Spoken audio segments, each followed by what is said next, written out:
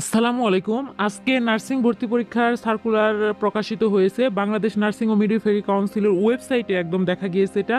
আজকের ভিডিওর মাধ্যমে কিন্তু তোমরা নার্সিং ভর্তি পরীক্ষায় যে সকল পরিবর্তন এসেছে সেগুলো কিন্তু একদম টোটালি জানতে পারবে। তো তোমরা যদি নতুন হয়ে থাকে তাহলে অবশ্যই চ্যানেলটি সাবস্ক্রাইব করে দিবে এবং লাইক করে দিবে। যারা নার্সিং ভর্তি পরীক্ষা দিবা তাদেরকে অবশ্যই বাংলাদেশের স্থায়ী নাগরিক হতে হবে। আর আবেদনের দেখো যোগ্যতা কেমন লাগবে, আবেদনকারীকে অবশ্যই এসএসসিতে 2022 সালে যারা এইচএসসি পাশ করেছ বা সমমান ভর্তি পরীক্ষা পাশ করেছ, আর 2020 2021 বা 2022 সালের এসএসসি বা সমমান পরীক্ষায় উত্তীর্ণ হয়েছে যারা, তারাই কিন্তু ভর্তি পরীক্ষায় আবেদন করতে পারবে বা কোনোভাবে 3 বছরের অধিক হতে পারবে না। এটা কিন্তু একদম স্পষ্ট উল্লেখ করা হয়েছে। এখানে রয়েছে যে বিএসসি হচ্ছে 4 বছর মেয়াদী একটা কোর্স, আর 3 বছর মেয়াদী হচ্ছে ডিপ্লোমা এবং মিড। এখন আমরা যদি একটু মানবন্টনটা লক্ষ্য করি, এখানে দেওয়া আছে যে যারা বিএসসি নার্সিং ভর্তি পরীক্ষা আবেদন করবা তাদেরকে কিন্তু অবশ্যই জিপিএ 5 ন্যূনতম 7 থাকতে হবে।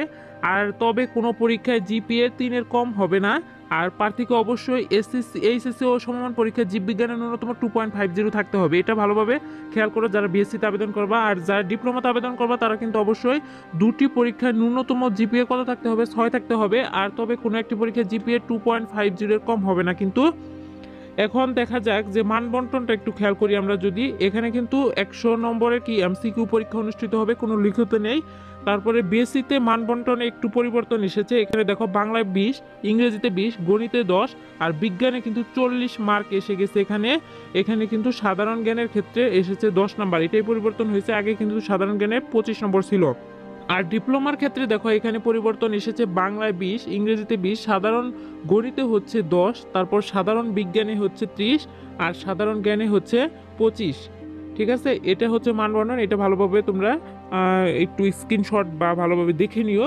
আর তারপরে হচ্ছে তোমরা যে এসএসসি এবং এইচএসসির যে পয়েন্টটা রয়েছে সেটা কিভাবে যোগ করবে বা গুণ করবে। এসএসসির পয়েন্টকে তোমরা 5 দ্বারা গুণ করবে, 25 নম্বর হবে টোটাল। আর এইচএসসির পরীক্ষায় যে জিপিএ থাকবে সেটাকে 5 দ্বারা গুণ করবে, 25 হবে টোটাল জিপিএ মার্ক থাকবে কিন্তু 50। আর তোমাদের ভর্তি পরীক্ষার নাম্বারটা কিভাবে ধরা হবে সেটা হচ্ছে এমসিকিউ থাকবে 100 নম্বরের, আর 50 নাম্বার থাকবে জিপিএ মার্কের উপর।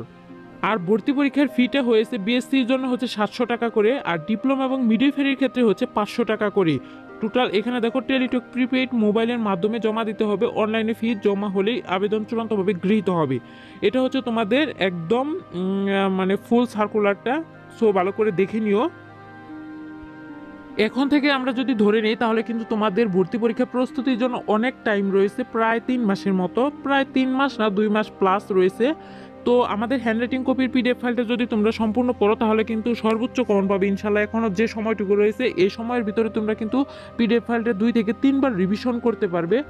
এখন দেখো হ্যান্ডরাইটিং কপির পিডিএফ ফাইলের মূল্যটা হচ্ছে 550 টাকা, এর বাইরে অন্য কোনো বই পড়তে হবে না ইনশাল্লাহ। আর সাম্প্রতিক তথ্যগুলো হোয়াটসঅ্যাপে দেওয়া হবে। আর হোয়াটসঅ্যাপে এটা কিন্তু পিডিএফ ফাইলটা হচ্ছে একদম এমসিকিউ আকারে তৈরি, একদম ভালো করে তোমরা নিজেরা বাড়িতে বসে পড়তে পারবে। আরেকটি কোর্স রয়েছে যে টপিক ভিত্তিক এক্সাম দিতে পারবে, নিজেকে যাচাই করতে পারবে। এক্সাম বেসের ফি হচ্ছে 300 টাকা। তো তোমরা যদি যে কোনো বেসে অ্যাডমিট হতে চাও তাহলে এই নাম্বারে আমাদেরকে হোয়াটসঅ্যাপে মেসেজ করবে অনলি, আর এই নিচের নাম্বারে কল করে বিস্তারিত জেনে নিতে পারো। সো ভালো থাকো, সুস্থ থাকো, আল্লাহ হাফিজ।